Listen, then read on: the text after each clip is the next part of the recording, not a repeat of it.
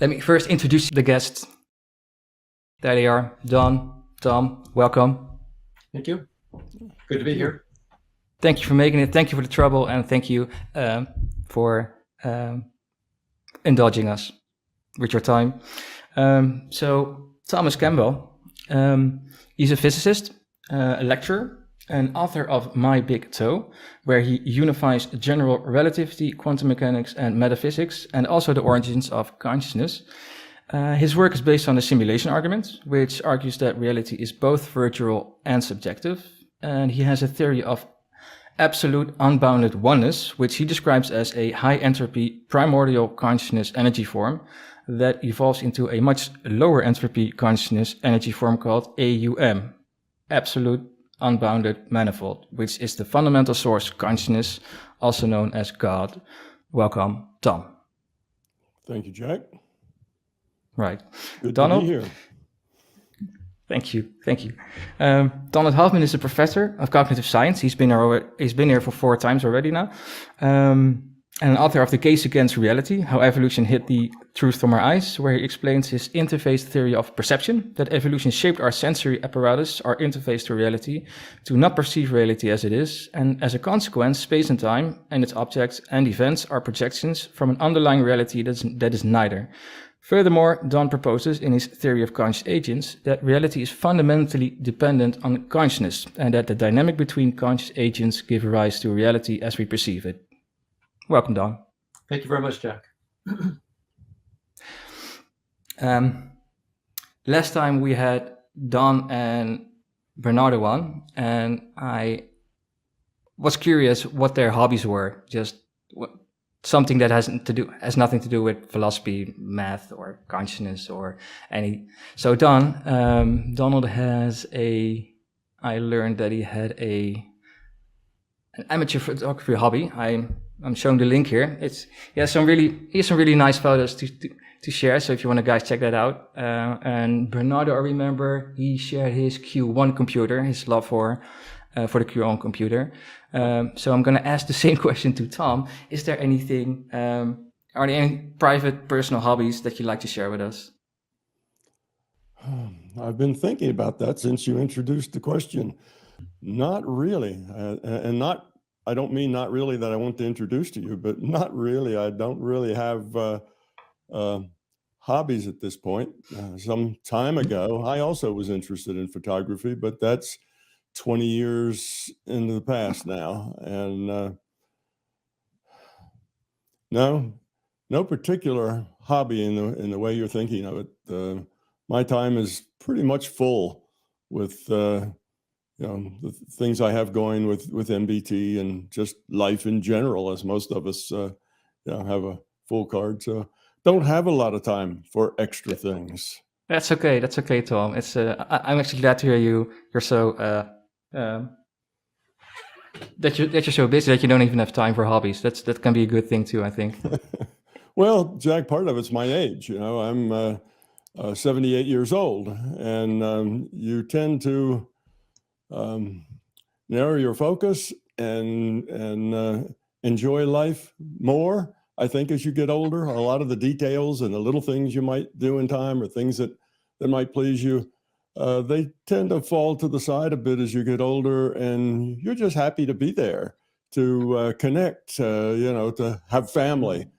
I have 8 grandchildren, so maybe that's my hobby, so things change. Whereas before I might go off by myself and do photography or maybe other things. I like outdoors things. I was into hiking and camping and that sort of thing at one time as well. I loved, wild nature, if you will.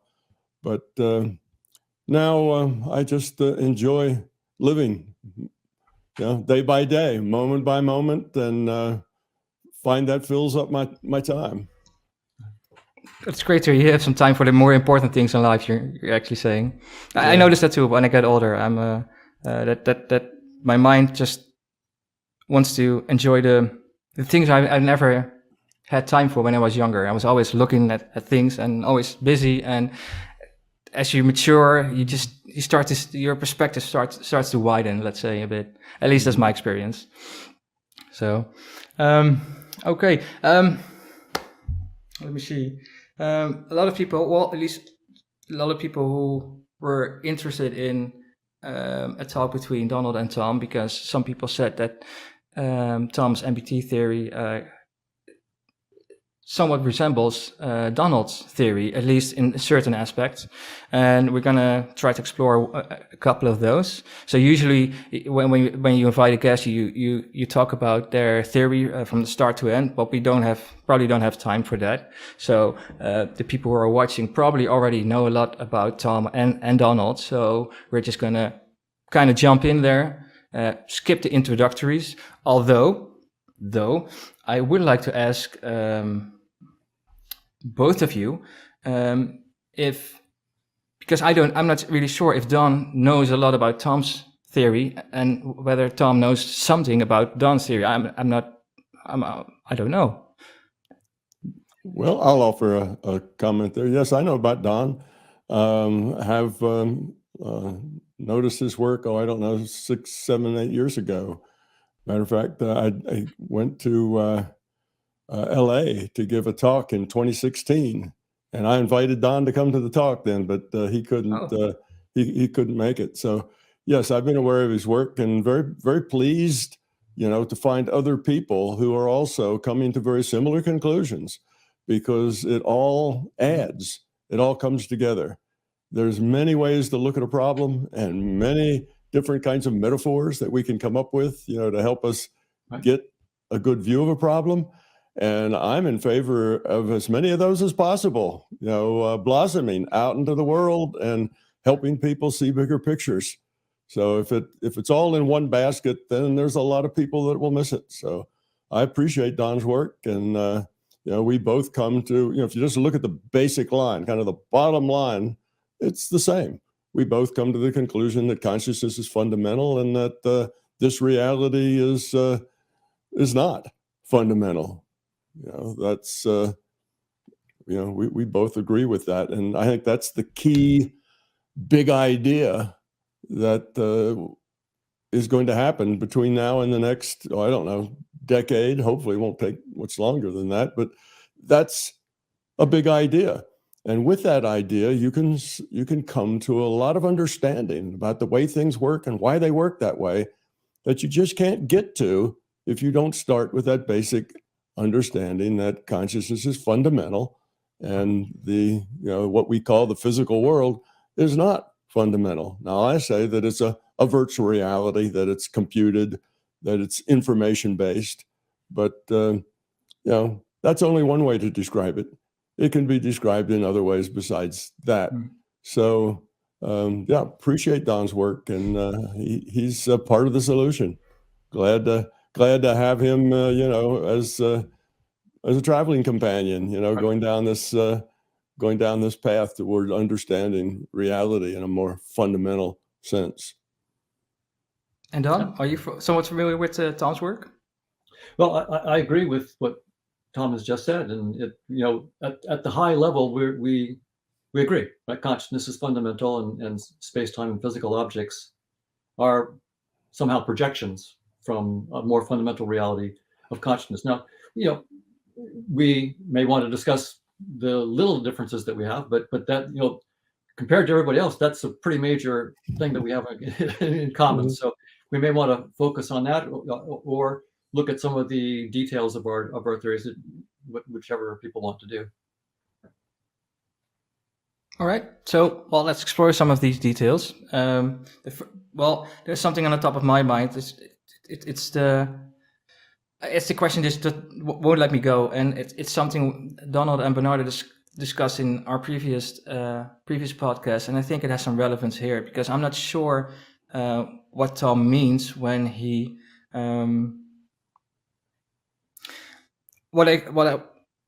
I understand that Tom his theory is based on a simulation theory, and here's the thing I want to ask: is it a simulation? Do you use that word as a metaphor, just to generally explain how you can view your theory, let's say, or is it literally a simulation run on a computer? Is it or is it just computer-like, something, an analogy, something to... In the most general sense, I use it as a metaphor.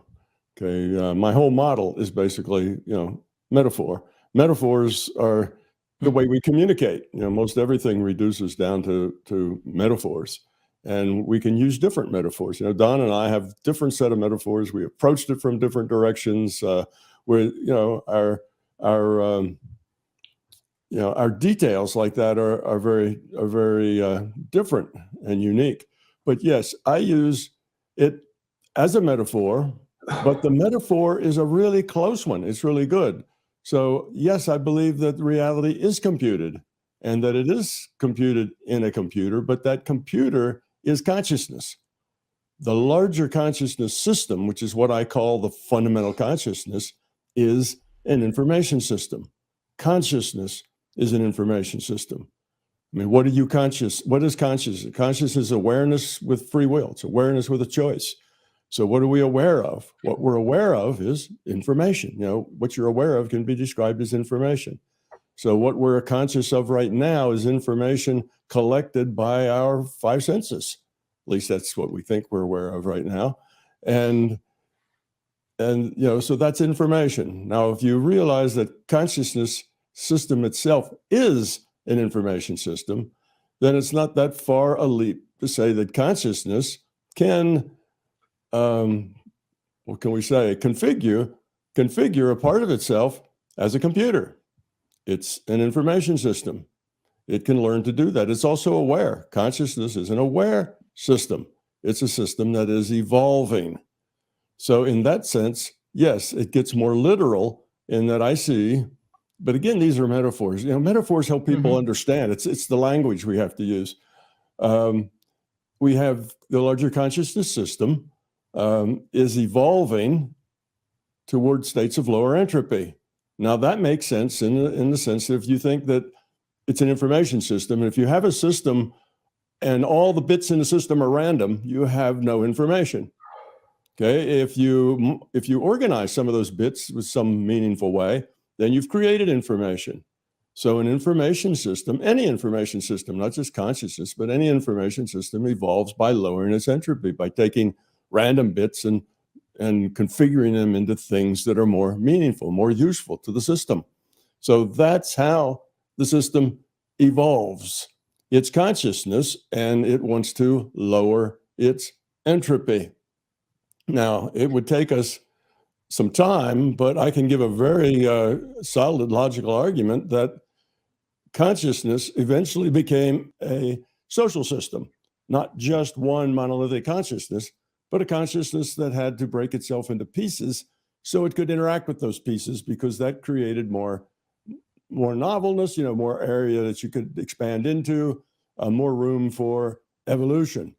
Well, once you have a social system, then we can logically show that what lowering entropy means is cooperation between the pieces of this consciousness. I call those individuating units of consciousness. So you have a consciousness made out of individuated units of consciousness, and that entropy of the system is lowered if those units interact with care, with cooperation, with sharing.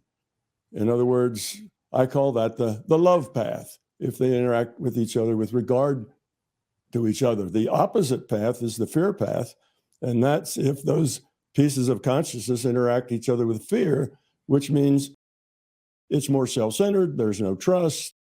That obviously is a more dysfunctional social system.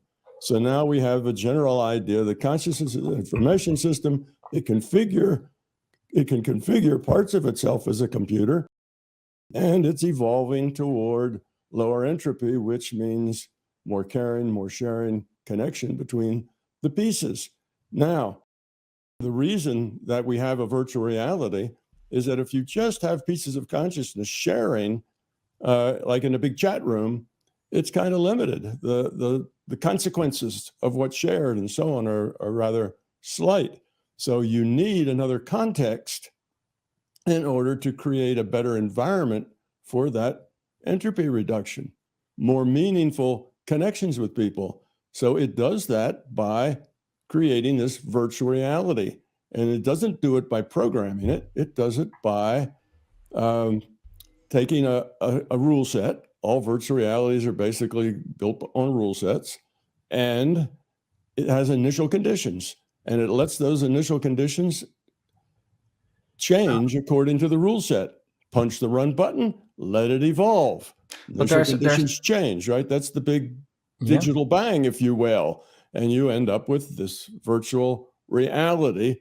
And it is then a virtual reality that really is computed by a computer, but the computer is consciousness, non-physical to us, which makes sense Right. in virtual reality. But we a computer, right, Tom? A computer is at least my issue, and some people. Well, I can think past this because I can imagine something computer-like. I can think of a system what you're explaining, and if you explain that it's a computer-like and it works something like a computer, I can kind of imagine that. But where I stop is it's. I know it's not a computer because a computer is a physical thing. It works on physical laws. So you cannot abstract that out and say, well, another non-physical computer, in essence, to me, makes little sense. Sure, it makes sense as a metaphor and analogy, but not as a literal. That's where I have some trouble. Yeah, I agree. I mean it in that metaphorical sense. It's something like a computer. It works something like that. It can create a virtual reality. It can manipulate information. Okay, so, right, and Don, yes. Is there something you like to? Is there something you like to add to this?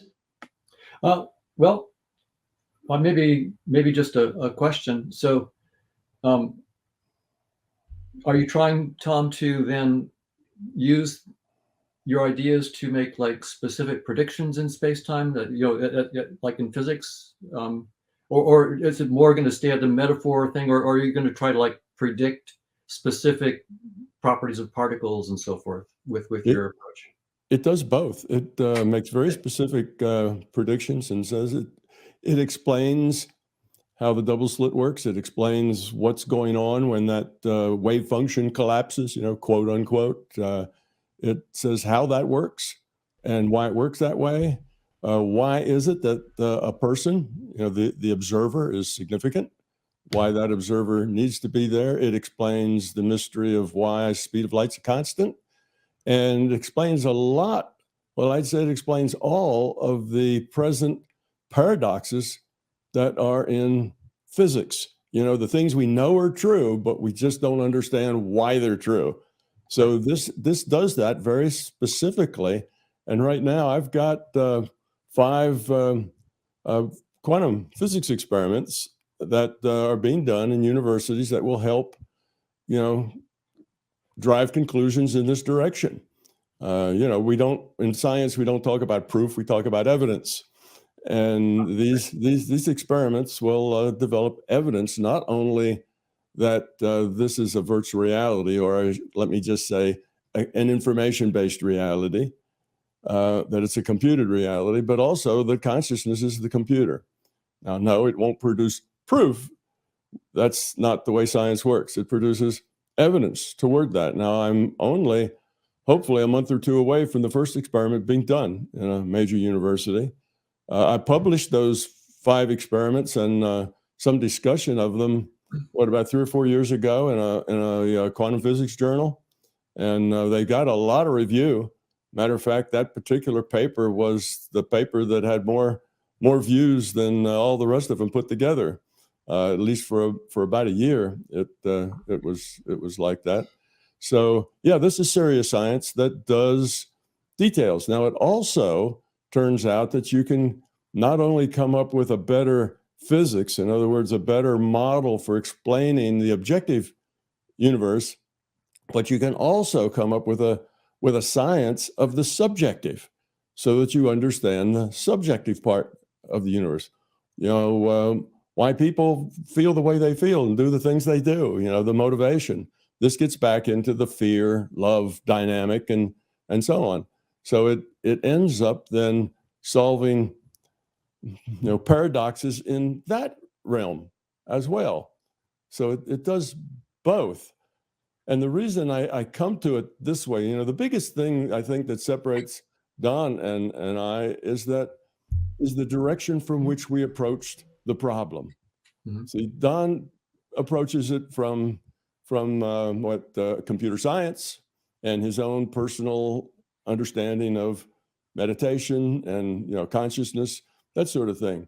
Now, I approached it not from a computer science viewpoint or even a scientific viewpoint. I approached it from the viewpoint of back when my late 20s, I got together with Bob Monroe and he showed me how to get out of body. And at that point, I'm a physicist saying, what is this? How does it work? Why does it work that way? What are the limits? And I started to try to find solutions to it, you know, ways to explain the things that I could experience.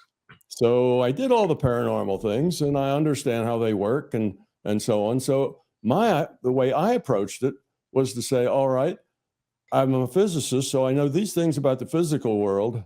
I know how to get out of body in a precise enough way that I can do physics there. I can go back to the same state, change variables, do it again, change another variable, do it again. And I ended up with a whole set of facts that were of the kind of the non-physical, if you will, the physical. And then I started looking for one overarching set of concepts that, you know, answered all the facts. So that's how I came up with consciousness is the computer. I realized that it was all information based. And then I could understand all those paranormal things as information based things that all happen through the, what can we say, the intuitive side. All of those things are on the intuitive side of our awareness. So that's how I came to it. But I'm a physicist first and foremost, and I needed it to come to conclusions that could be verified. And now the stuff that's soft, that's hard to verify, I verified that by doing and redoing experiments thousands of times in my own mind and by interacting with a lot of other people and seeing how their minds work. And then the more physical stuff in the objective world, like I said, I've got some physics experiments to help back that up. And the understanding for why, quantum mechanics works the way it does and why relativity does, because C is a constant, those just fall out just very trivially. Plus a lot of other things that are harder for people to explain fall out just very trivially. Like, the speed of light isn't really a constant. It's mostly a constant, but it has changed, say 4, maybe even 5 times, a little bit down in its 8th decimal place, say. It changes a little. Now we can measure it down to like the 10th decimal place. So we know this change is not change in, just our error in measuring it. It's real change. And it's changed a couple of times down in that 8th decimal place. And physicists have no clue why it would be that way. But my model says that, why it has to be that way, why it would change, why that's necessary, why that had to happen, and why it happened several times and will happen several more times yet.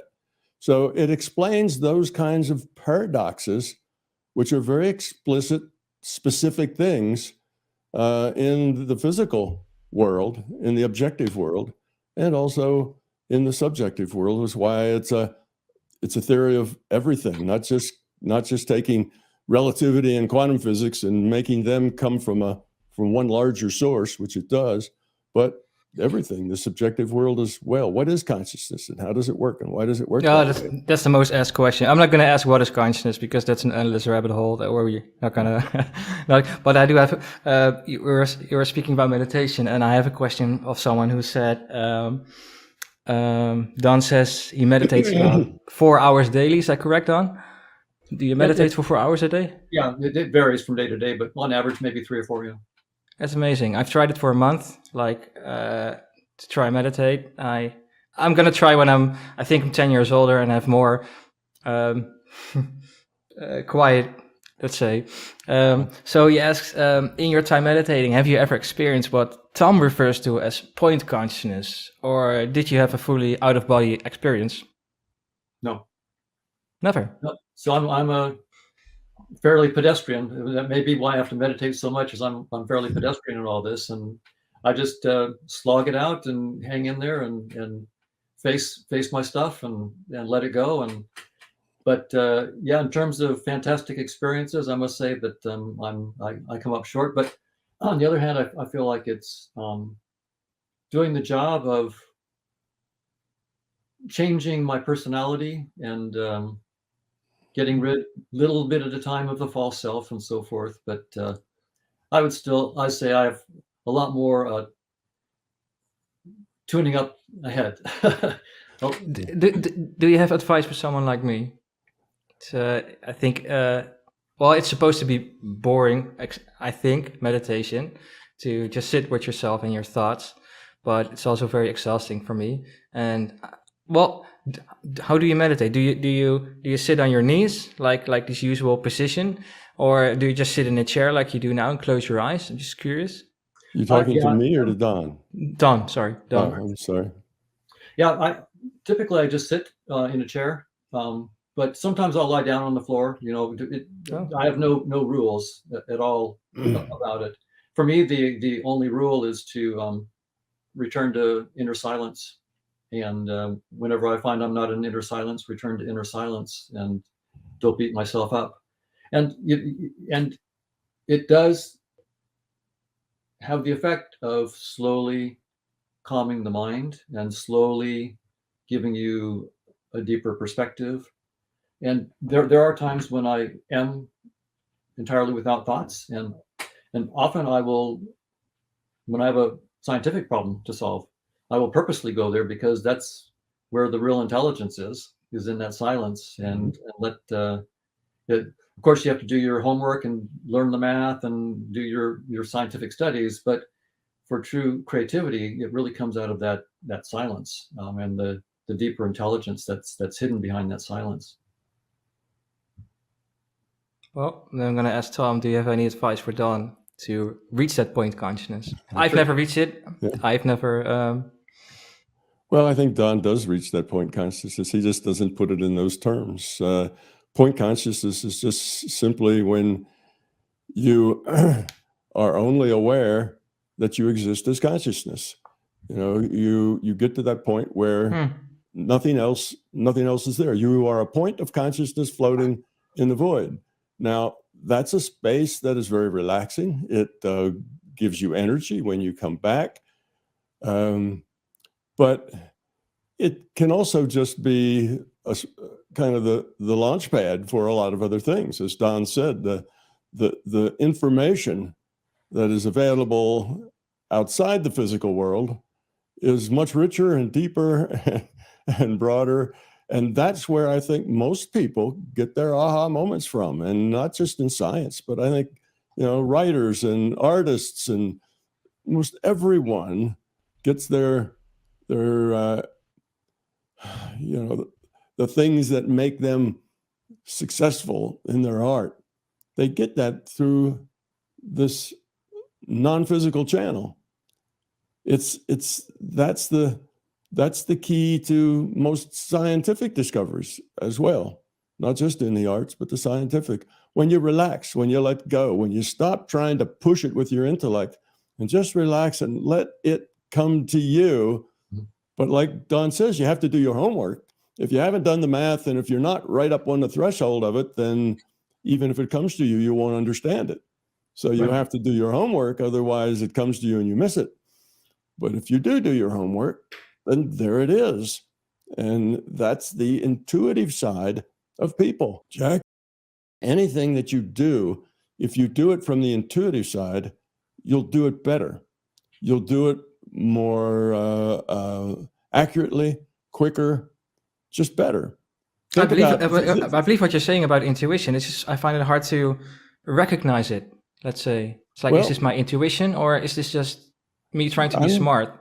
I'm talking about the intuitive side. For instance, touch typing. Okay, most everybody these days knows how to touch type. You don't touch type with your intellect. If your intellect had to say, "Where's the T? Where's the E?" you'd never be able to type very fast. But you have to let that function move into the intuitive space. And when it moves into the intuitive space, your fingers go where they need to go to do what they need to do. You're not using your intent. Athletes who are really good are good because of that intuitive space that they can get into. If they had to think, oh, do I have my hand right and my feet right? And is my spin good? And they'd never be very good athletes. So anything, and no matter what you're doing, I had a guy at my house who was painting, and he would take his paintbrush, dip it in a can, shake it a little bit, and he was painting little pieces of wood running down between panes of glass. He didn't use any masking tape. He just put it down, and he made him hand down, and it'd be perfect. I couldn't do that. I'd have paint in the glass and paint on my hands, but he just did it perfectly. And I asked his boss, I says, how does he do that? He says, well, he just gets in the zone. Well, that is the intuitive side. Anything that you could do that is not trivial, you can do better on the intuitive side. The intuitive side has lots of information available. And from my model, I'd say, why? You hear of things like Akashic records. Well, there is a database that is available in the intuitive side, in the non-physical side. And my model says why that database is there. That database is required by the rendering engine of the virtual reality.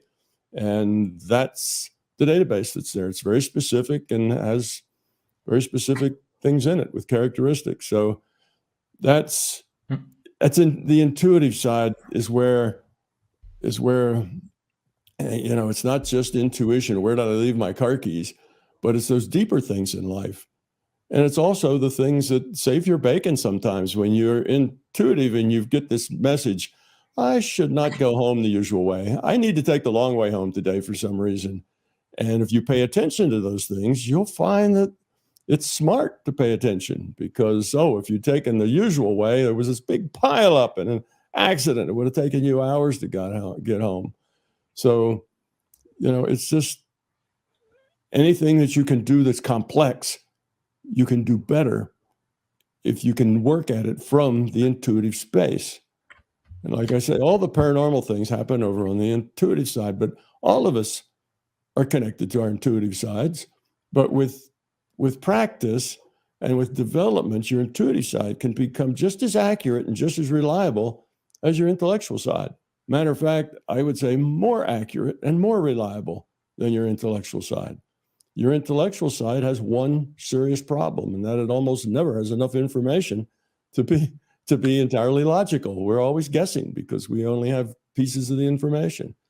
That intuitive side has lots of information, but the access to it is a lot more problematical. Logic, the access is clear, just be logical, but the information is very sketchy. So they're just, they're just kind of opposites to each other. You need to develop both, intuitive side and the intellectual side. There's a great book by Danny Kahneman called Thinking Fast and Slow. I love that one. If people are interested in looking into some of the science behind what Tom was talking about, this book doesn't talk about the spiritual side of things, but the everyday intuitive versus logical side is discussed in Danny Kahneman. He's the Nobel Prize winner in economics, and great books. Kahneman and Tversky did a lot of wonderful work that in economics and so forth. Thinking Fast and Slow by Danny Kahneman will go into the details of what Tom was just talking about. Great book. It is. I've read it. I can especially recommend that one. Something really different. I had, as I said before, we had Donald and Bernardo over.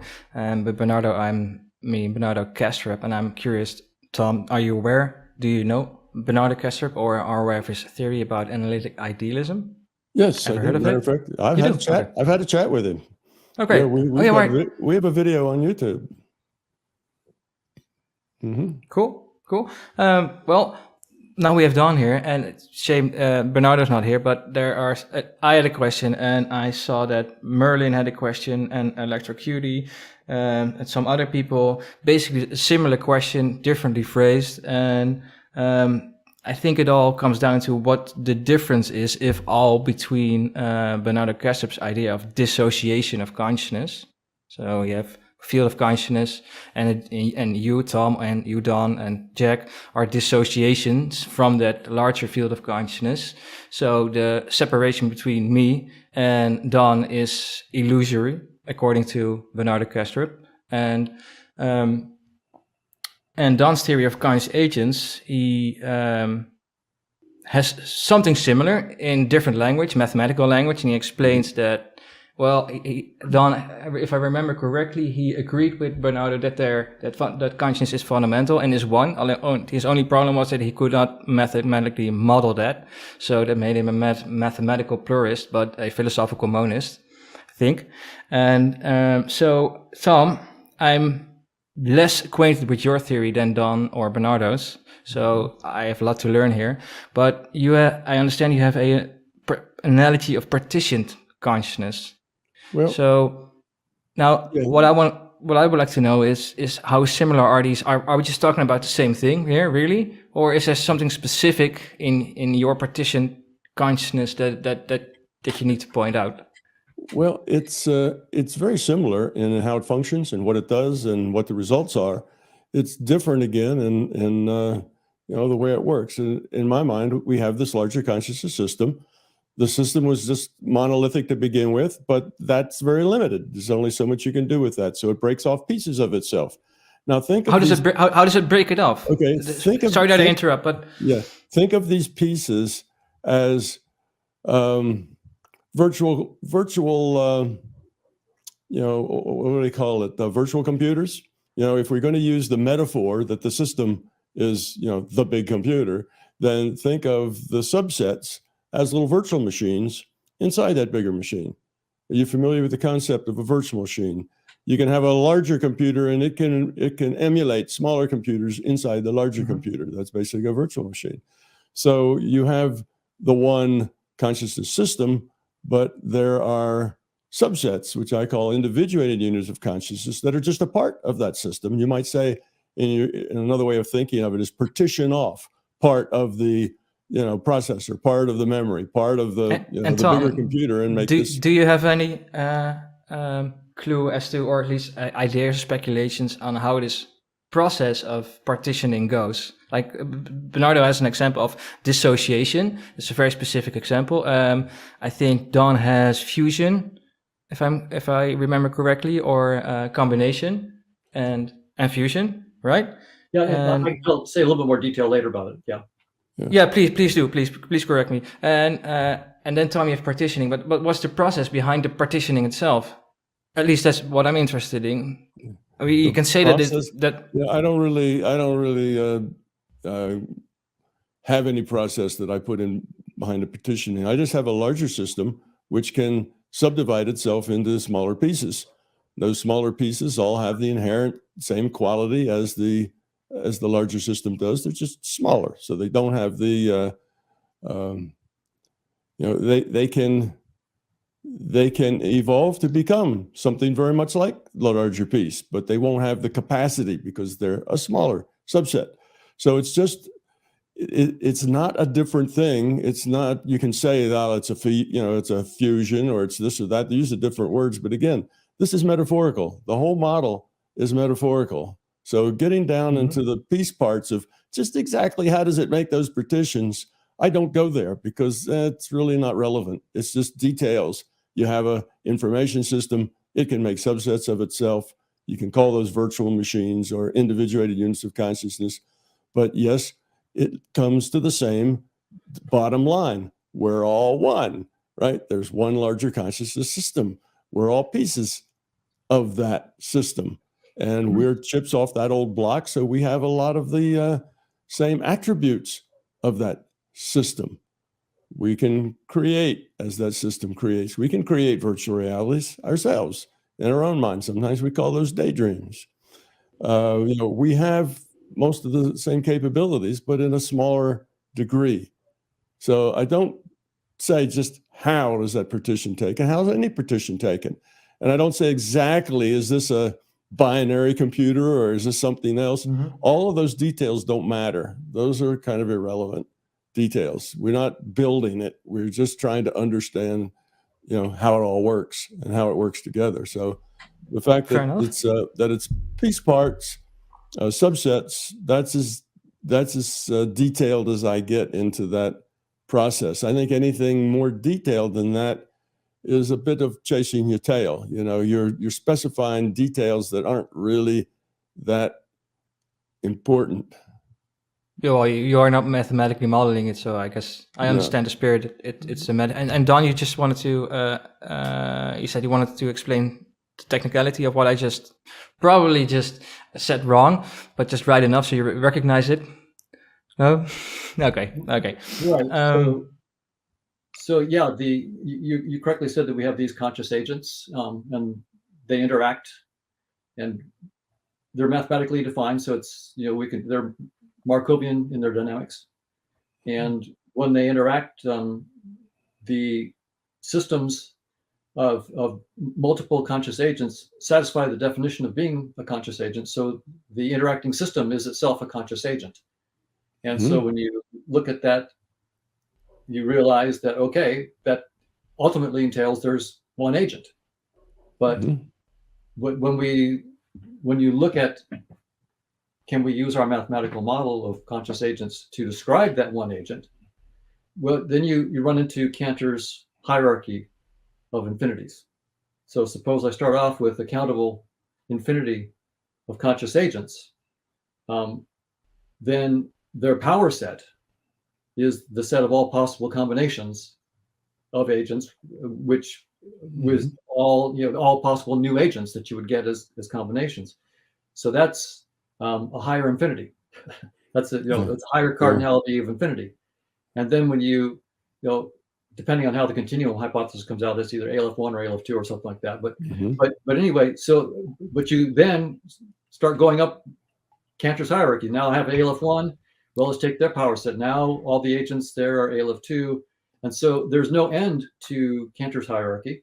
So that's the proof of the theorem that, yeah, there is one conscious agent ultimately in our theory. And our mathematics, and I think no mathematics, could ever fully describe that one, but we can point to it. So it's not trivial what we're doing. What's really interesting about it is, one thing I like about scientific theories is that a good scientific theory is precise enough to tell you the limitations of its own basic assumptions. So like Einstein's theory of gravity, and his theory of space-time, they're precise enough to tell you that those concepts are not fundamental. They fall apart at the Planck scale. And that's not, self-refutation of his theory. It's actually one of the things that makes me most impressed with his theory is that it's so precise that the very fundamental concepts that he starts with are shown not to be fundamental and precisely where they're not fundamental. And that's the way science really works in the best theories. Same thing with evolution by natural selection. Some of the work we've been doing is in the same vein, saying that when you start off, Darwin was thinking about physical objects like organisms and resources competing, nature red in tooth and claw, in space and time. But when you use evolutionary game theory, you find out that no, those fundamental assumption concepts turn out to have their limits, and you end up seeing that the space and time and the physical objects like animals and resources are not fundamental even in the theory of evolution. There's something deeper. Those are just interface symbols. And so that's, I think what we want in our theories of consciousness as well, ultimately, for science to take them seriously. We would like to make clear the limitations of our basic assumptions, because that's where you then know where your current framework stops and where we need to look for the next theory, the next level of theory. Now, in our case, I've talked about how we start with this notion of little conscious agents and build up, but we can also go the other way. I can start with one huge conscious agent, not the one because I can't write it down, but a big one, and I can then look at. So it's a Markov chain, on, a huge number of states, billions or trillions or whatever of states. Mhm. But if you can do in Markov theory, you can take what's called a trace chain. So you have the big chain on the big Markov space, and you can take a subset of states, maybe the states 1, 5, 10, and 20, just to be concrete.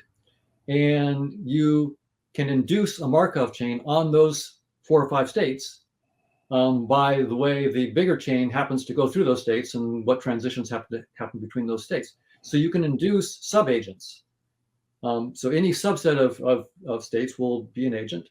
And so I can take a huge agent and break it down into, I guess it's 2 to the n subagents, including the original agent. So there's 2 to the n subagents, and they will all be guaranteed when you do it this way with the trace chain. They all the subagents interact perfectly in like what Leibniz would call a pre-established harmony, right? They all fit together in one big unified Markovian dynamics that's coherent. Mhm. And so one direction that I'm going on right now with that, I'm going to be writing a paper that I think I'll call Traces of Consciousness, where I'm using this trace chain idea.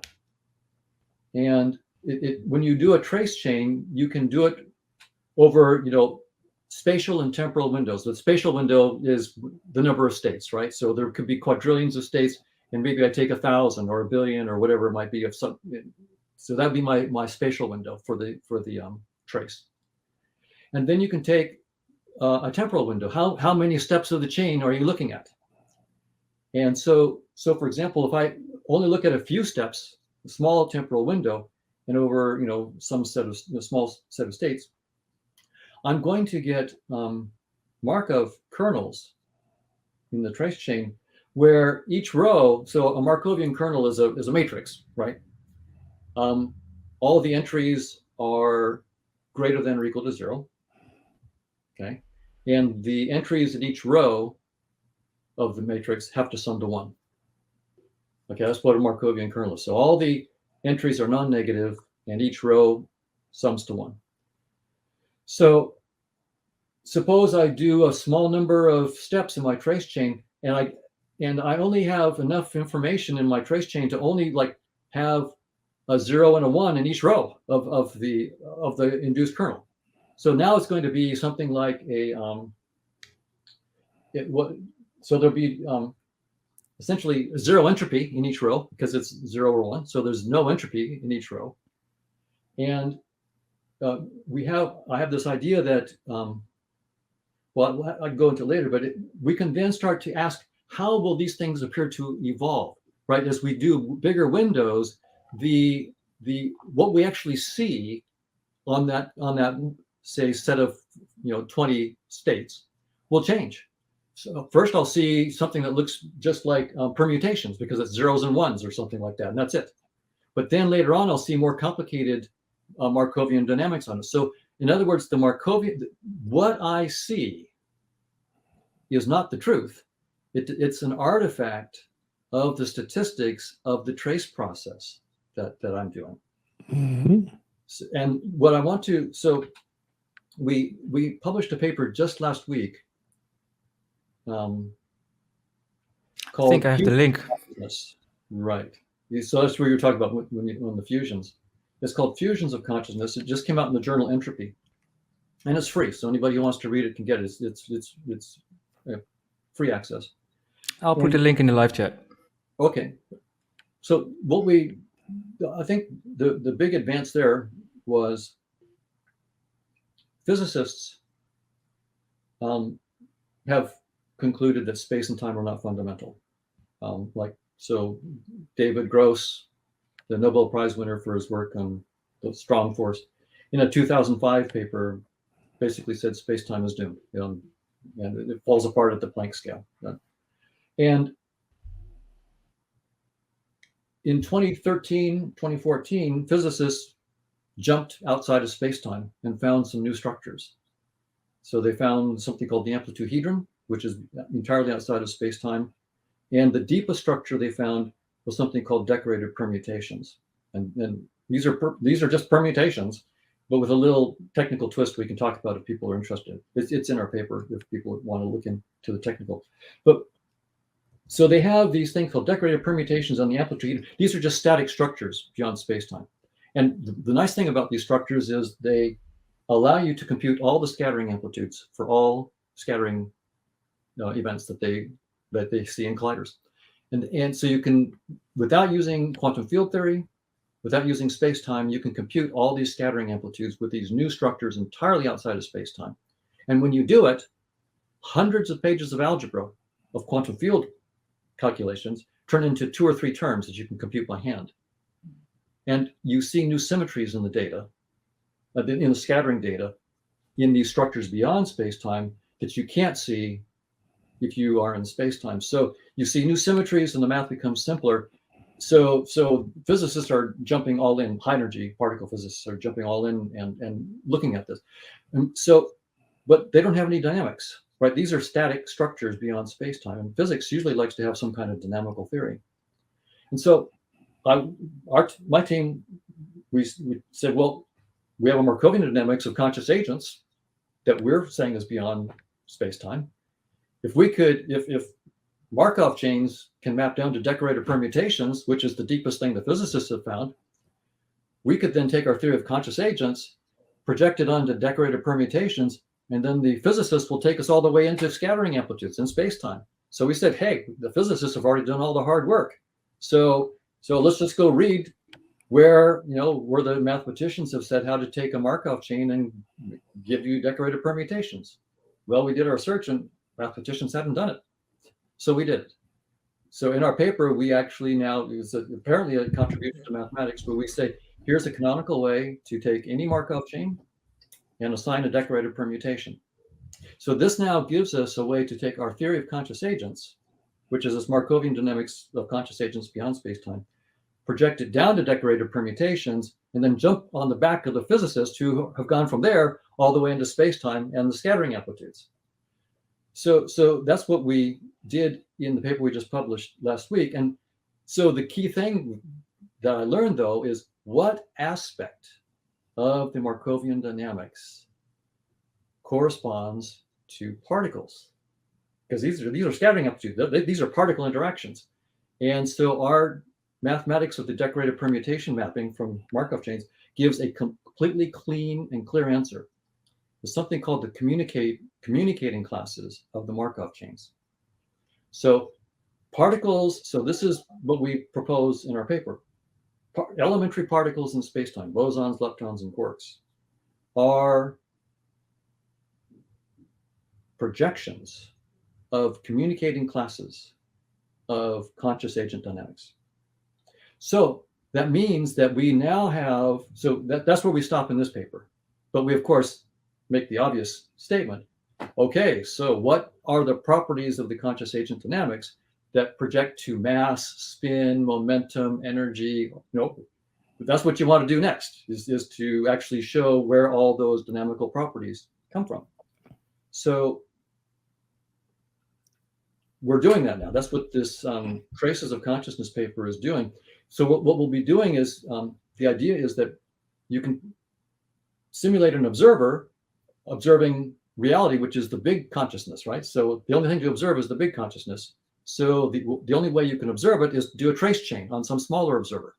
So we do that. So we take a smaller observer, smaller conscious agent, do a trace chain on it, and then we can look at how the statistics evolve. And we have what I'll be proposing, what we'll be proposing in the new paper is, one thing is that something called the entropy rate. So this is a technical term from information theory. The entropy rate of a communicating class we propose is what maps down into mass. So that is the feature of conscious agent dynamics that precisely maps down into mass, is the entropy rate. And when you look at entropy rate carefully, what it means is if you have a Markovian kernel of the kind I talked about before, that has just zeros and ones, and so it's like a permutation, for example, that will have zero entropy rate, and so it will be massless. So we predict that the Markovian dynamics of conscious agents, in which all entries are either zeros or ones, project to bosons in space-time. Those are the massless particles. And any communicating class that has non-zero entropy rate, which will not be a permutation, you'll have, different values in the rows, those will correspond to fermions. And when we do now this little simulation, I've just started doing this in Mathematica. We're going to try to do a bigger one, maybe online or something like that, where I start changing the spatial and temporal windows of these traces. And what I see is, at first, the agent will see, with small temporal windows, very small temporal windows, you'll see a gluon C. You'll just see a bunch of gluons for obvious reasons. You only have enough data to put zeros and ones everywhere, but not more, right? So you get a gluon, well, not a gluon C, a boson C. And then later you'll start to get a fermion C. And then as you take a bigger and bigger temporal window, the fermion, the communicating classes start to coalesce, and you get bigger and bigger classes. And so what I want to do now is to show how this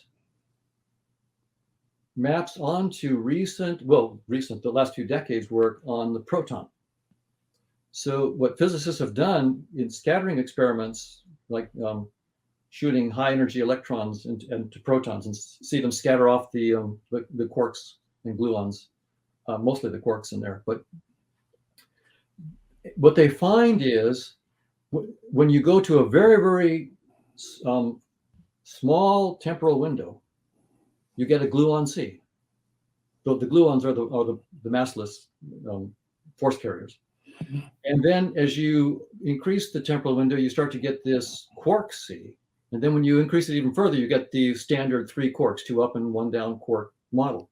So what I'm hoping to do is to show, I've already matched that qualitatively in my simulations. What I want to do is and I'll be proposing to do, to get funded for a serious simulation where I can find a sort of a set of master Markovian kernels and specific subsets of states and their trace chains that will give exactly the momentum distributions that you see for quarks and gluons inside the proton as you change what's called Bjorken X, which is the temporal window, and Q squared, which is the energy window.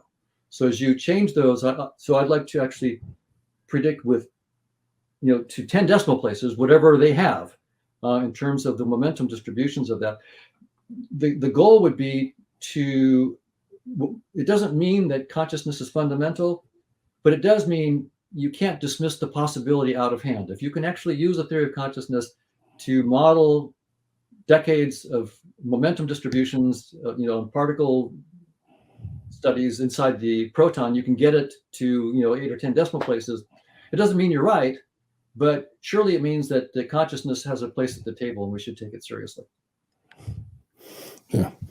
My model is very different than yours, Don, in its perspective and the way it's put together. You are, working at the particle level. From those particle levels, you're trying to group up the bigger things that have more properties, more flexibility, things that they do. And that's kind of the way science generally works. It starts with the little things, it builds up the bigger things, you get the subatomic particles, the atomic particles, you end up with, matter. Eventually you get up to molecules and so on. And that's the typical viewpoint that science has. You start at the details and build up the outside world. My model goes just the opposite direction. Mine's a top-down model. It starts with the bigger picture and then works down into things that we can see.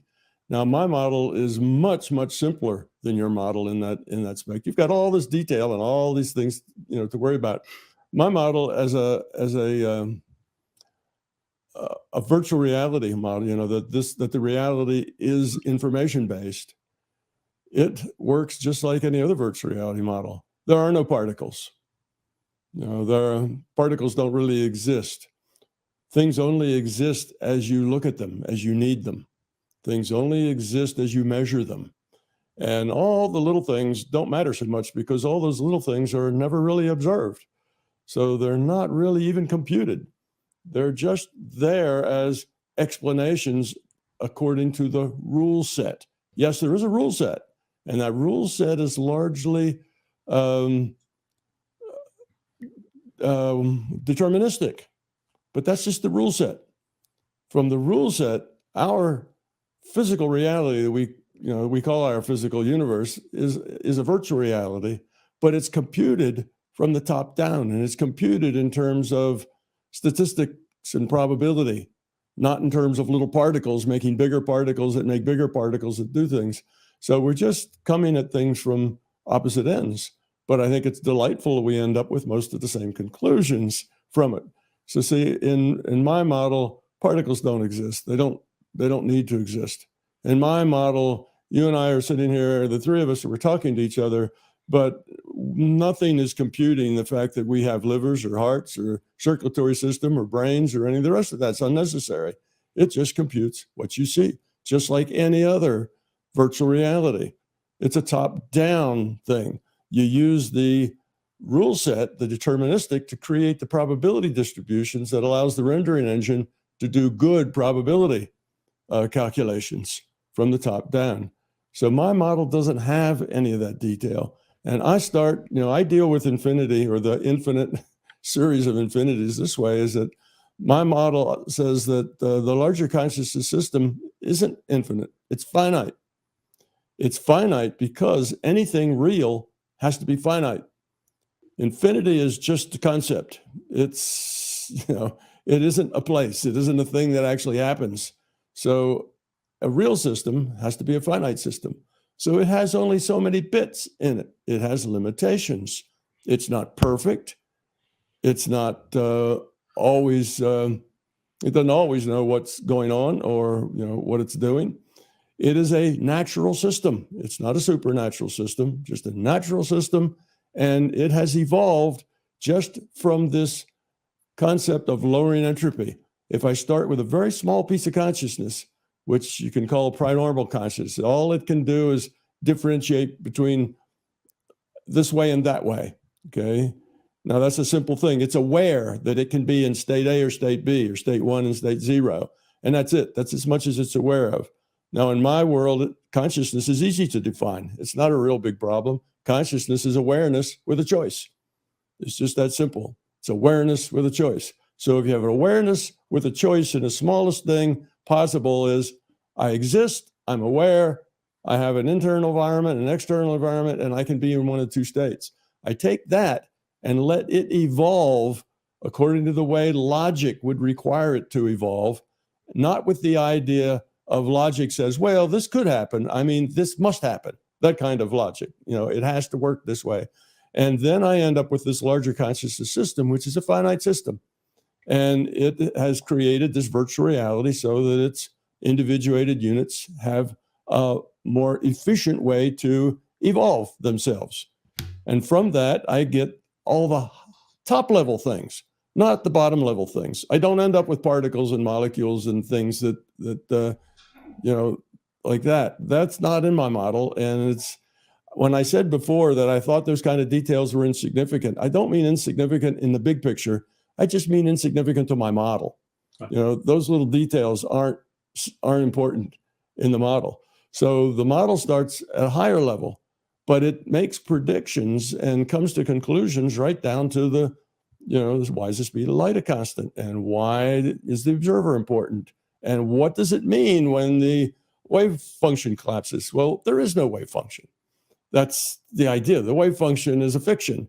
It's physicists interpreting the mathematics into something more intuitive. So they call it a wave function, and it collapses, but it doesn't actually exist. That's not the way, reality works. So I get into details like, how does reality works?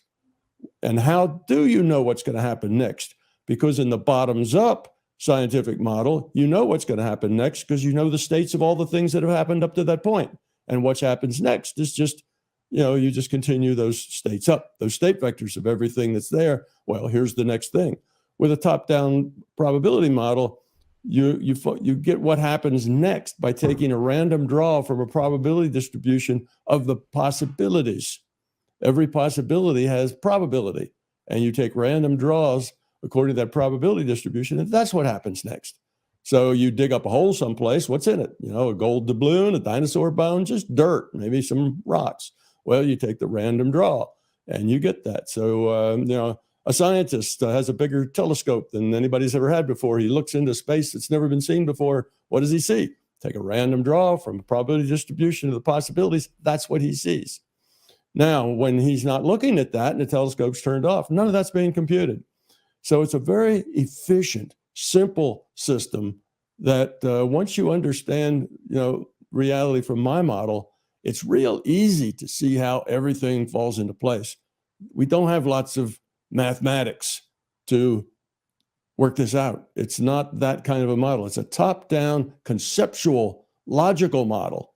Now, it is logical, and if there's any model I would compare it to in structure, it would be the theory of evolution, which works in a very similar way.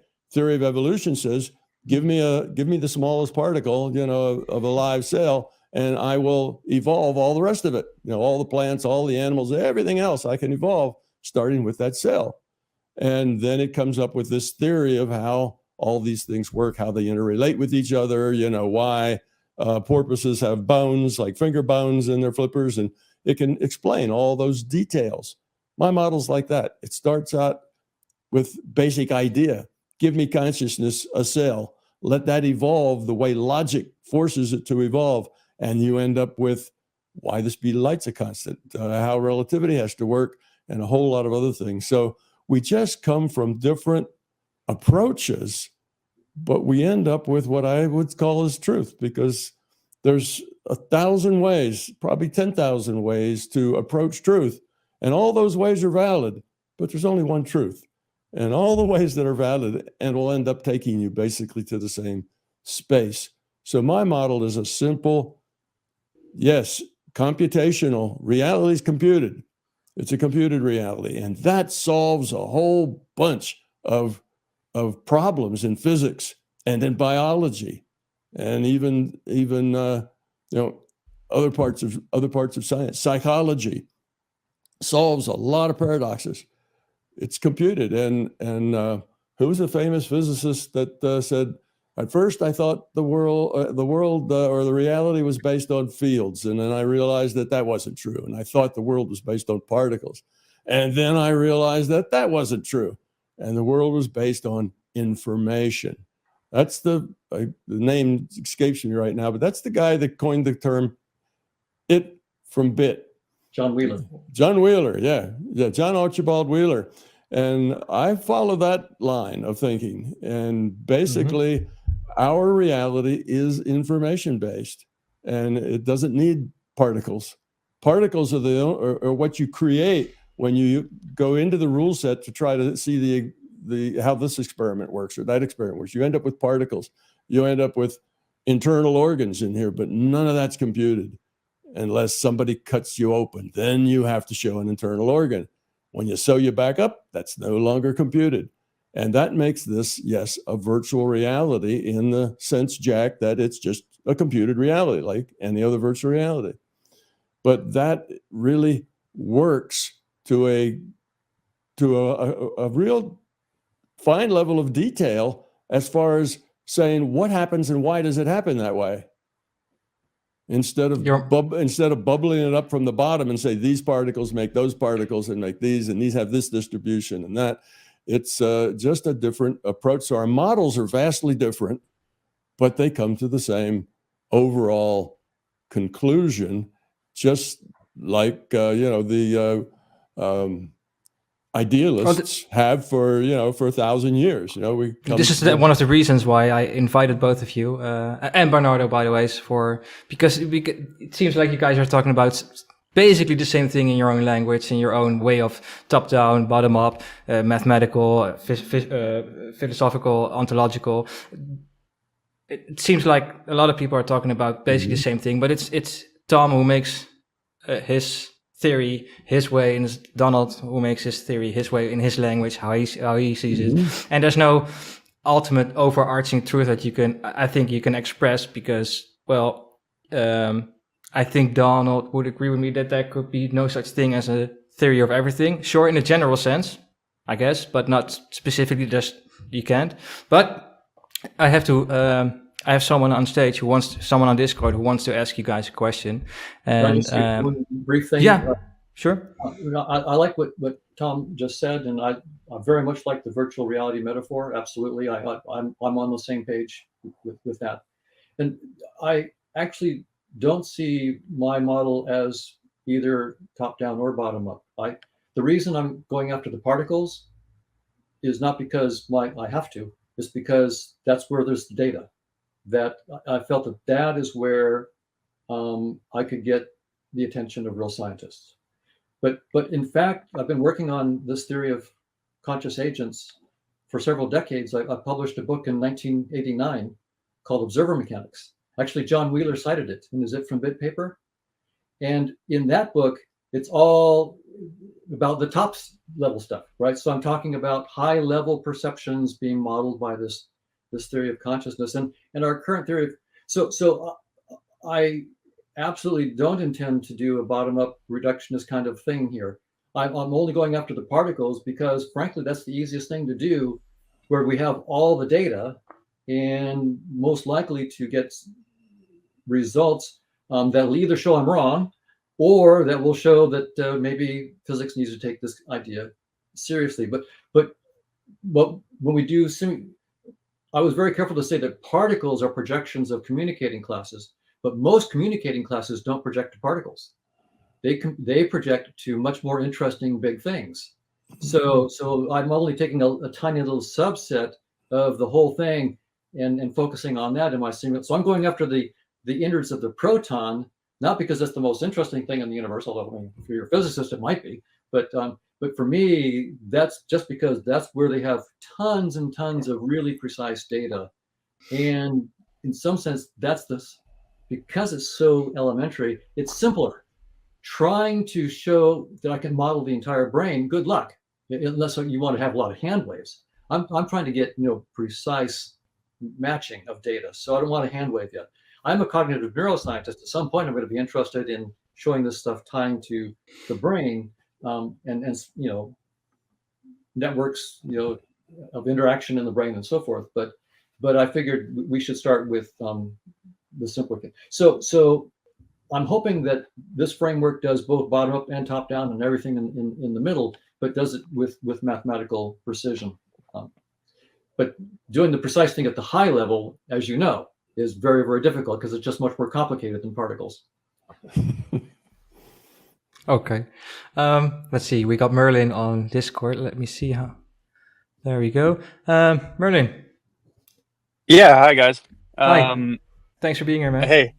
Yeah. Thank you. Great conversation so far. I was actually just going to say the same thing that Don said in terms of what Don and Tom are agreeing on in terms of things looking at things from a virtual reality perspective. Obviously Don has a great joke. I'm sure people who are listening have heard about about not having a brain, and a lot of his colleagues may be agreeing with that. But my question is more so not a specific question, but more so I don't see too much that you guys actually disagree on from like a high level perspective, and I'm curious if you guys can maybe go back and forth a little bit on. I'm sure there's stuff that Don would like to question Tom on a little bit more specifically, and I'm curious where there are some points of disagreement and what conversation that might come out of that if you guys can go back and forth a little bit on anything that either of you might disagree with the other one on. Who wants to start?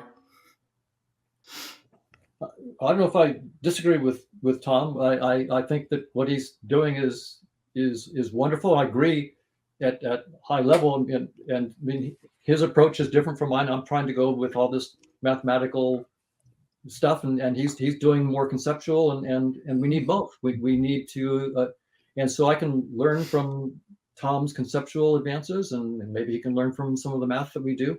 So I don't see it at odds. You know, the one thing I would say is probably when you talk about a theory of everything, it's with a wink and a nod, because you know we know that there's ultimately no theory of everything. So, but I should not put words in your mouth. I should let you say whether you take it seriously or not. Yeah. Well, yeah, with the theory of everything, yes, we're obviously not going to have a theory that's going to explain, what, Jack ate for lunch yesterday, which is something. So it's, of course, the theory of everything has to be everything fundamental. I think we can have a theory of everything that's fundamental. There's a lot of details that you're never going to capture in a theory. A lot of that is statistical and, changes and is subject to whim and free will and other things.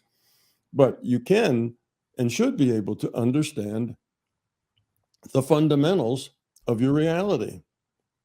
What is this reality? Where does it come from? How does it basically work?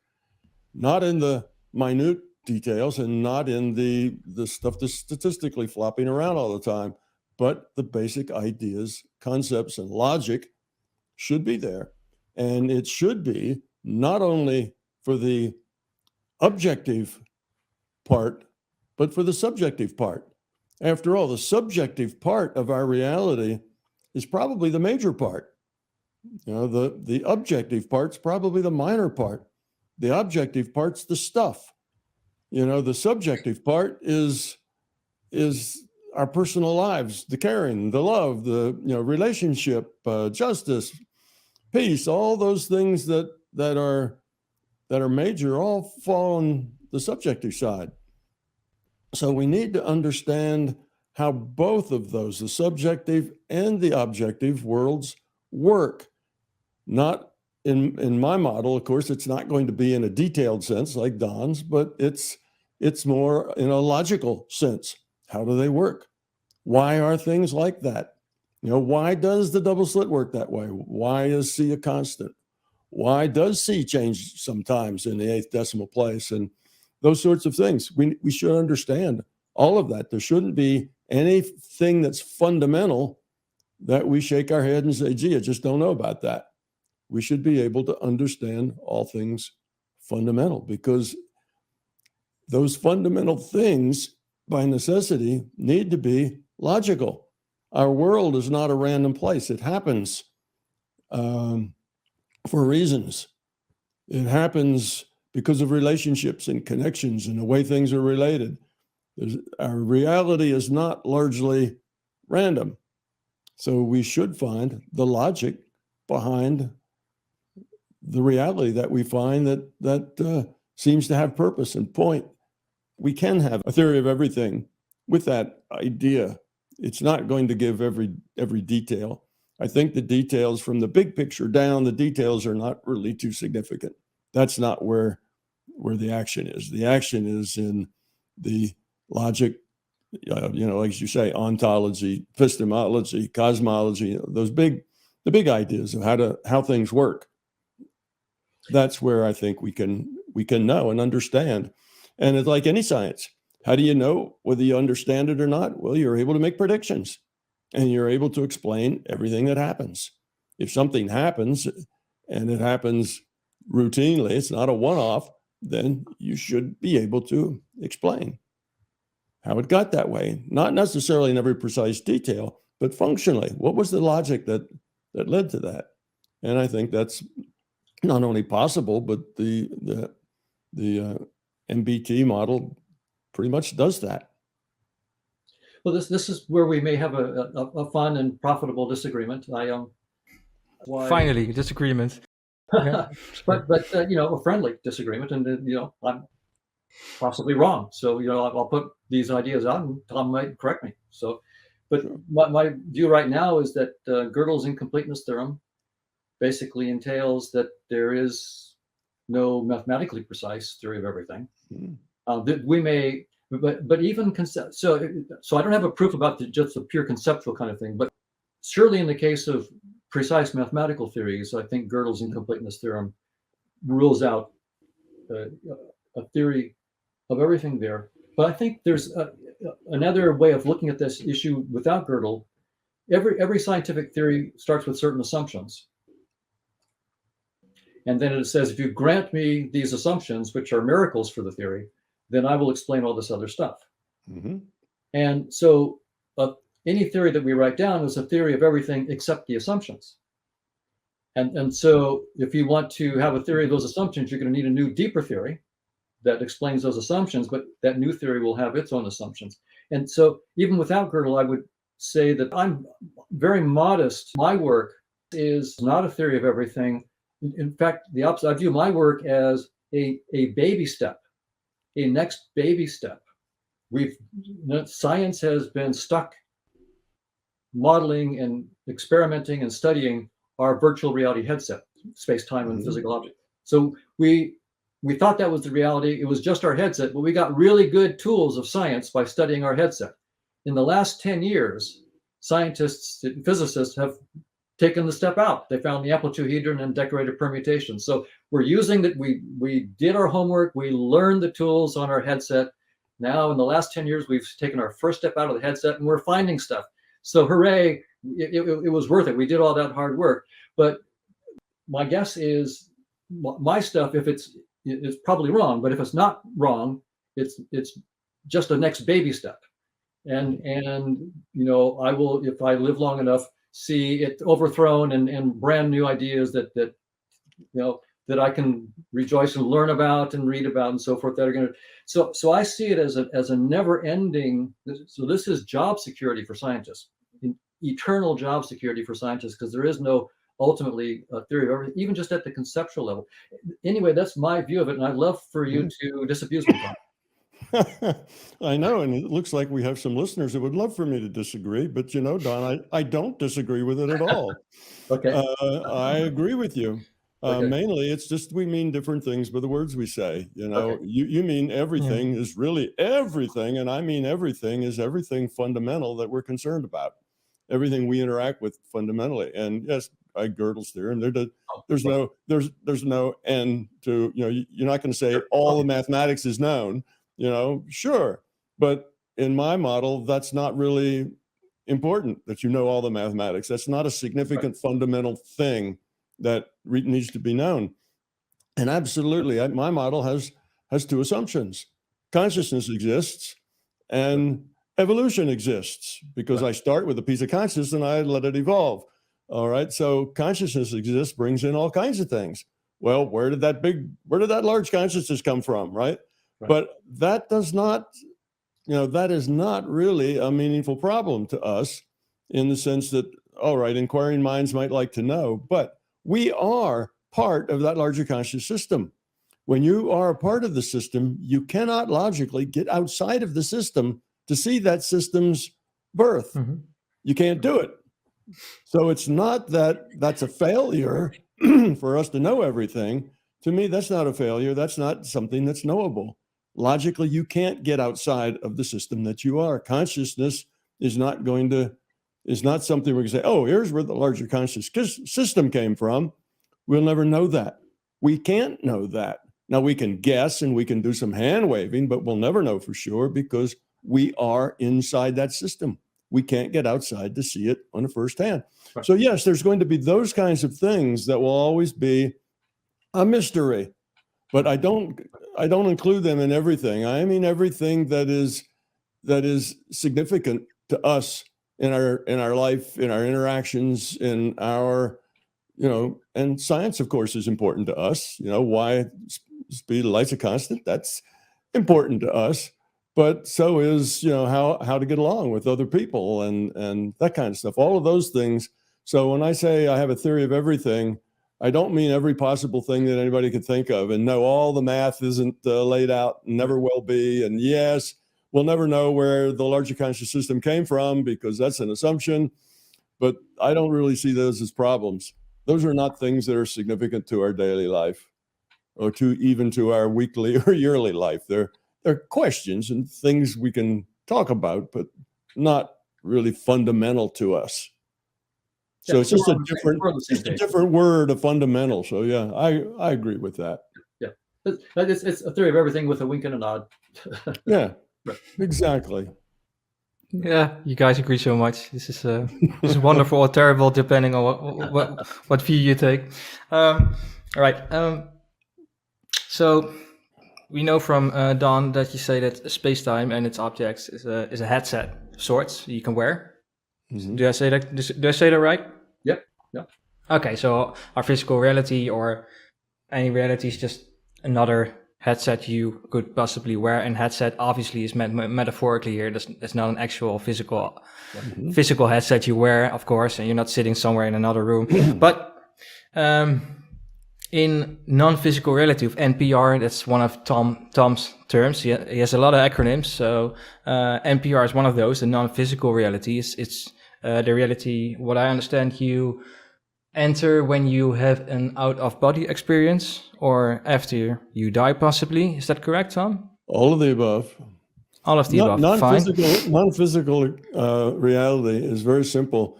You take, and I did this because of the general attitude that people have. Everything that we consider physical, our physical universe, right? Everything else is non-physical then. So it's everything except what we consider to be our physical universe. Of course, the physical universe isn't physical, it's a virtual reality. So it's just the way we have to play with words in order to communicate with each other. So yes, there is consciousness is non-physical. But what I wonder, if you talk about an out-of-body experience or entering this non-physical reality, let's say, and I'm thinking about Don, and I wonder if I could put on my Hoffmanian glasses, let's say, and say, if I enter non-physical reality, am I just replacing one headset with another? Absolutely. Or are we now talking to the space where you put off your headset and you don't need anyone? You don't need a headset. It's another headset. No, it's just taking off one headset and putting on another. You have one thing that's fundamental, and that's consciousness. Every other reality in which you can experience, every experiential reality is a virtual reality. So you die, you end up in an experiential reality. You can experience after death, and that's a process that my thing explains. What's the death? So every reality is a reality you can experience, basically. So yes. there exists no realities that you cannot experience or is not experienceable. The only thing you don't experience directly is consciousness itself. Consciousness is fundamental. I get Experiential realities have to have rule sets. A rule set defines the virtual reality and sets the context. Without context, there is no experience.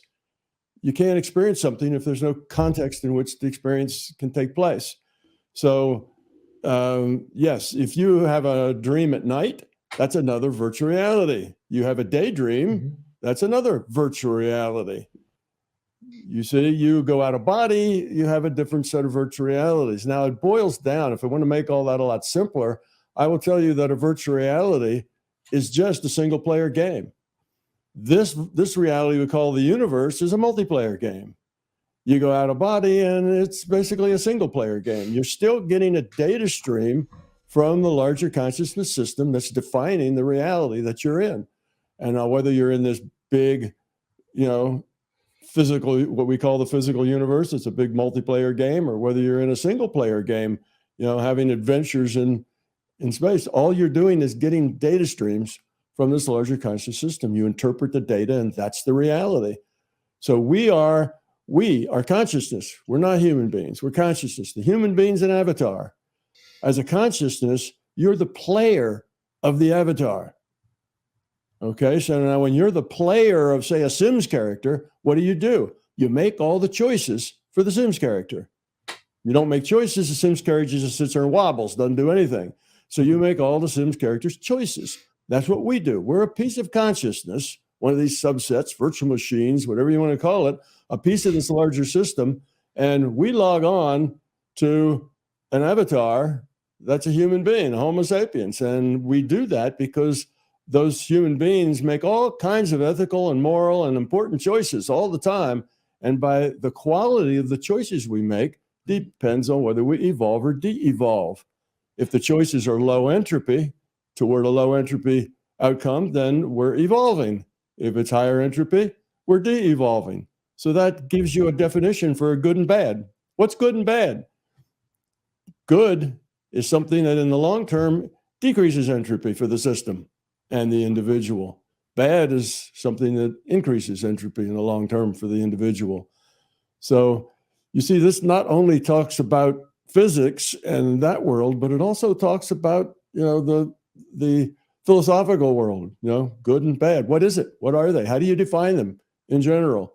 So all of that sort of thing falls out of this, idea of reality, and it simplifies this idea that it's a virtual reality and everything is just information based.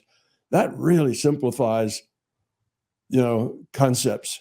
If you want to talk about physical concepts and the way the world works, that is a great simplifier. And, it's hard to get our minds around that. When people first get that, oh, this is a simulation, right? And they have a hard time with that. But once you get to the point that is easy, you kind of get that, then almost everything else in your life just falls out as simple to understand. All those big questions like who are we and why are we here and what's the point of life, all that stuff just falls out very simply. Okay, so in these simulations, you I have a question from YouTube, Zypata, I think, I don't know if I pronounced this correctly, asks, can there be infinite suffering in the simulation? And someone else asked why there is suffering in the first place, why can't we just enjoy? But the question here is, can there be infinite suffering in the simulation similar to the Christian ideas of hell? No, there's not going to be Why infinite not? suffering. Well, here's why. And here's why you have things that are unpleasant, is because, I said consciousness is awareness with a choice. That choice defines free will. When you have free will, then you are free to make your own choices. You can make high entropy or low entropy choices. You can be nice, you can be not nice. The system does not say, all right, everybody, you all have free will as long as you do what I want. That's not free will. You have to let it go however it goes. The system generates, next state from the state we have, from the choices that we make. So the reason that we have ugliness and nastiness in the world is because we have free will. We're not very evolved. We're kind of fairly high entropy beings here, trying to learn to do better, trying to grow up and become love. We're not too close to that point just yet. We're working on it. So that's why you have negativity and things. And the only way to get rid of that negativity is to grow up. And you can only grow up one person at a time. You can only grow yourself up. You can't make anybody else grow up. So you can only fix yourself as far as growing up. So, there would be no point in a place that had 100 high entropy. There's no point to that. There is no heaven and hell in the sense that you get punished for not doing it right. Your punishment is just that if you don't do it right, you get to do it over. You get to just keep trying until you get it right. Yeah, maybe that person meant more like hell could be a place on earth. It's just hell is just some people mean it in the sense that you're in a place of suffering, whether that be a metaphysical place or a physical place. I think. Yeah, this idea that you have to have like equals amount. You have to have equal amount of suffering for the amount of good, and that's nonsense. It's not like that. We can evolve, and when we do evolve, this society of humans is going to be a kinder, gentler, and really nice place to be. And I really hope. And we will get there. I can say for sure, certainly we will get there, because that is the direction of positive evolution. And evolution may be very slow, but evolution is relentless. You can go backwards, you can go forwards a little and then slip backwards, but evolution just keeps chugging toward that conclusion. So we will get to that place that we are in a very nice space here in this planet, our humanity. And then we'll have more challenges. Mm-hmm. And more challenges after that. So there's no end to the growth. Good. You just mentioned free will, and there were some people who have questions about Tom and Don's idea about free will. Someone asked, it'll be interesting, and well, it's not a question, it's a statement. It'll be interesting and exciting to watch Tom and Donald discuss the space-time concept and the structure behind that would cause it, but also how they compare their concept of agency with each other. And Don, can you start? Well, yeah, I think at top level, Tom and I are saying the same kind of thing. He's talking about awareness and choices. And that's what we model in our definition of a conscious agent. We have a measurable space, a probability space on which dynamics of choices occurs. And that measurable space represents the potential conscious experiences. And by the way, I was looking at Leibniz's monadology again, and noticed that he beat us to the punch by 300 years. In his monadology, he points out the hard problem of consciousness with his famous metaphor of the mill, and he says it's obvious that you can't start with the mechanical world and build up consciousness. He dismisses that in one paragraph. It's so obvious to him that he doesn't. So everything that we're doing, spending a lot of time doing right now in modern philosophy, and a paragraph was all he needed to know that game was over. And then he goes on and says, well, we effectively, his monads are basically said what we need are experiences and probabilistic relationships among experiences. That's what, and so I just I've seen that in the last 6 months, and realized that Leibniz beat all of us by 300 years to the punch on this.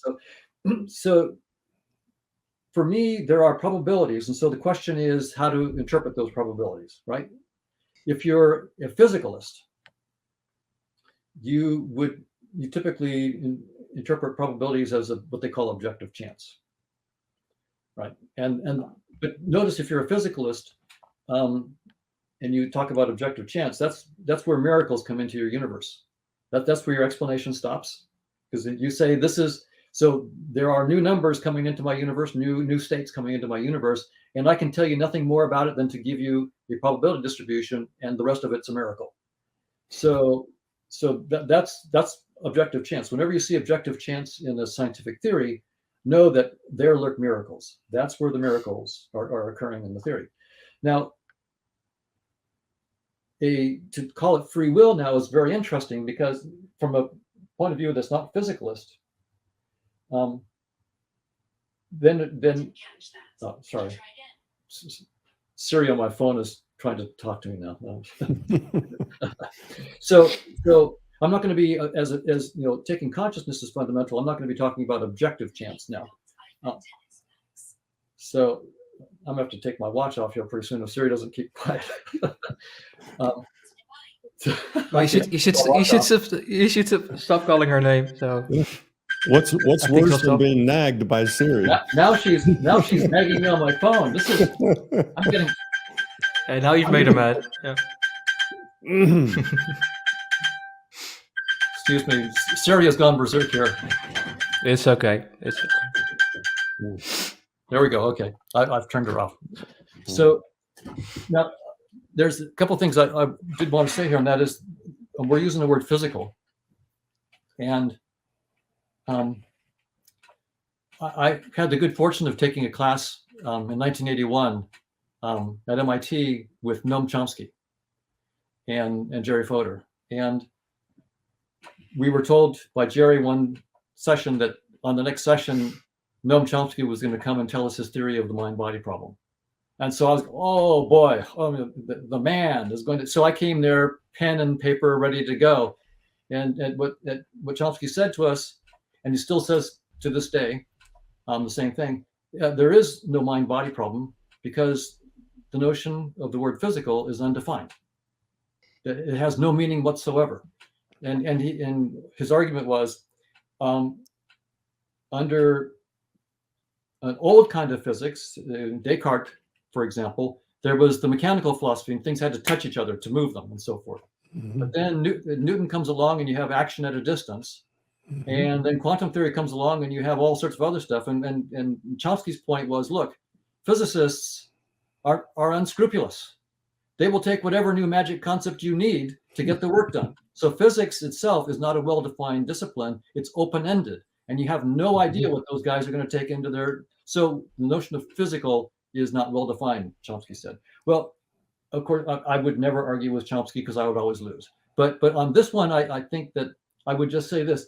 No, I agree with Chomsky, but I will define physical as assuming that space-time and physical objects within space-time are fundamental. That's what I mean when I say physical. Right. So I of course agree with Chomsky. Physical is not well defined. So I'm making Hoffman physical as what I'm saying when I say I disagree with physicalism.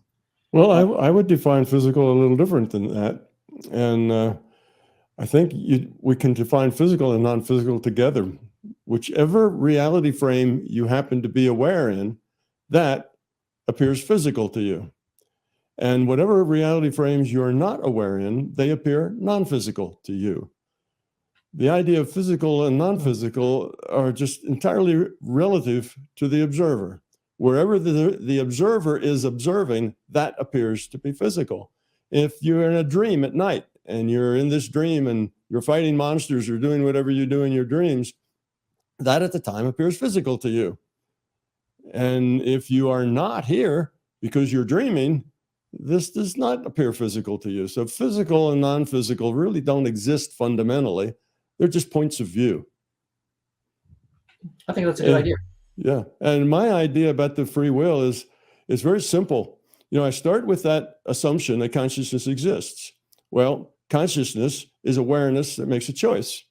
So if it can make a choice, then that has to be a free will choice because there is no other choice. There is no other choice other than free will choice. You either make a choice because you have the free choice or you're not making a choice. It's deterministic. So because that awareness is aware and can make a choice, then free will comes in along with that. And because you can make a choice, then there was before the choice and after the choice. So you need time. And you'll find out that consciousness, free will, and time are all logically necessary for each other. And the opposite of that is materialism and determinism. So if you are going to be logically consistent with determinism and materialism, you have to say that time doesn't exist, free will doesn't exist, and consciousness doesn't exist. And if you'll say all those things are only apparent, if you're logically consistent, on the opposite end, you say consciousness exists, then you also have to say free will exists, time exists, and materialism and determinism don't exist. Well, this might be a place where we do have some interesting disagreement on. Oh, good. Yeah, that would be fun. Finally. So in the theory of conscious agents, the Markovian dynamics need not have an arrow of time. You can easily write down Markovian dynamics in which the entropy, but it's a trivial theorem to prove that if you take any projection of that dynamics, say by conditional probability, then the dynamics that you get by projection, which is an image of the original dynamics, will necessarily have an arrow of time because the entropy is increasing. So I actually don't think that time per se is fundamental to consciousness. I think that time could emerge entirely as an artifact of projection in the way that I just said. So this part we do know, that if you have a timeless Markovian dynamics where there's no entropic arrow, it's a theorem that you will get an entropic arrow when you project. So that's just the mathematics. And my interpretation is I can have a theory of consciousness in which time is not fundamental and have time be merely part of the headset, namely merely part of the projection. So that part we may disagree on. So you can see then I'm not going to, if I still want to talk about free will, and I think I do for conscious agents, then I'm not going to have the free will tied to time necessarily. And so I would have a notion of free will that is entirely outside of time. And that's an interesting, so I'll put that out there. Yeah, well, I would agree that you can have mathematical spaces that are really not relevant to experiential spaces. And with consciousness, I'm just talking about experiential spaces. So that would be that. And you can't, if you have choice, if you have free will, you have choice. If you have choice, you have before and after the choice. You have to have time. You can't have a choice without time because you have to make the choice. And now time has to be there. So I can see that you can have mathematical spaces where time doesn't exist, certainly. But I don't think those spaces include consciousness and the consciousness system. I think they're outside of, mathematical spaces can have 100 dimensions, and they can have all sorts of interesting things because mathematics is simply the logic of quantity. And the logic of quantity is vast. That logic can apply to all sorts of things, but they're not spaces in which consciousness exists. And if you can have choice, then you can have time. You have to have time. And if you have choice and time, you have consciousness, being just awareness with a choice.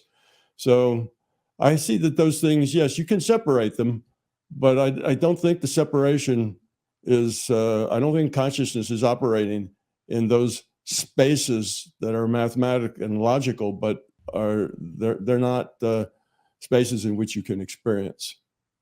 Well, those are reasonable ideas. I just wonder if it's possible to talk about the ultimate one consciousness as timeless, and all the others as having an arrow of time. I don't think consciousness, the one, is timeless. But so there, and see, I'm thinking it might be. So that would be a different. Yeah. But see, that's where my assumption comes from. And consciousness exists, and I see it as a finite system, and because it has choice, there's obviously time there. The conscious system itself is an aware system. It's not just a machine. It's aware. It has attitude. It has point and purpose. It has, it's trying to evolve. And why is it trying to evolve? Because if it doesn't, it'll de-evolve. If you don't put effort into evolution, you de-evolve. Entropy happens, right? You don't put any effort in, entropy happens. And you end up with de-evolution. So the system has the same imperative that we do: evolve or die. If you de-evolve, eventually you'll de-evolve to all the bits in the system are random, and there is no information, and the information system is gone. So the system is a finite system that has time. It's not infinite. It's not timeless. It's dynamic. It has change. Change requires But is time embedded in it, or is it embedded in time? I mean, does it time, consciousness, and free will are all necessarily logical for each other. So can there be if there's time, then can there be an end to consciousness? That's the first thing that pops in my head. It's like, okay, Tom, if you sure, there can be an end to consciousness. Just consciousness in general, it could stop all. If consciousness is a fundamental thing, and it could stop because there is time, then it could end it, basically. Yes, it could stop. That is, it could de-evolve. That sounds terrible. It could de-evolve until all the bits were random. Then there's no more information in the system. It's no longer an information system. There's no consciousness there. So that's a possibility. So this system evolves because it needs to evolve, just like everything else evolves. It has a pressure to evolve, to maintain, to continue to exist, to grow, to make more, to make lower entropy configurations of what it has, of its bits, to use them in ways that create more and better information. So that is the arrow of evolution. And we then inherit that arrow of consciousness evolution into what's our purpose. Our purpose here is to evolve. We're a piece of consciousness. And as we evolve, the whole system evolves because we're a piece of it. So what's our purpose? To evolve. How do you evolve in a social system? Cooperation, caring, getting along, sharing, compassion. That's how you evolve in a social system. It's a social system because there's lots of us individuated units of consciousness interacting with each other. And through those interactions, we make choices. And those choices help us either evolve or de-evolve. So then we are the sum total of all the choices we've ever made. And that will represent our own personal level of entropy in this evolution cycle. So that gives us purpose. That gives us, things like reincarnation. Now, I don't have reincarnation in my model because I thought it was a clever idea or because I'm a Buddhist. I have reincarnation in the model because it was logically necessary. So my model is mostly just metaphors that are logically necessary for the evolution of consciousness. You have to have reincarnation for this consciousness model because learning is not, it's a serial process. You have to learn A before you're going to learn B, and you have to learn B before you're going to learn C. It's a serial process. You just can't jump to the end. So anything that is a learning has to take place, after one, after the other. So learning requires, and what we're trying to learn is to become love. And we have to change ourselves. We're not learning how to act like we're love. We're learning how to become love. That's different. And that's a slow process. So it takes a lot of loops through this. And, you talked about how, we were 300 years, late. Well, think of the Buddha. He was 2,500 years ago, and he said this reality was an illusion. Right. Well, to me, saying it's an illusion and that it's a virtual reality are equivalent. So, yeah, even 2,500 years ago, people understood the nature of this reality. They couldn't necessarily understand a lot of the details. But in any case, yes, we're not the first ones to get to the spot. We just are putting it into language that our contemporaries can more easily understand. We're trying to make it scientific and logical, so that it's a process that people can use to help live their lives. The choices that they make. Why you're here. What are you doing? What are you doing here? What is the arrow of time and evolution, and why is it like that? Well, I really like the idea that it could be about learning to love. I think that's a really good idea, and it's one that I've thought about myself, and I think that there's a lot to recommend that idea. But I do wonder, all the spiritual traditions, including Buddhism, always warn us that the finger pointing to the moon is not the moon. And any term that we use in our scientific theories, including time, is a finger pointing to something. And so I always have to wonder if ultimately the fundamental awareness, the emptiness in the Buddhist terminology, that which transcends any pointers.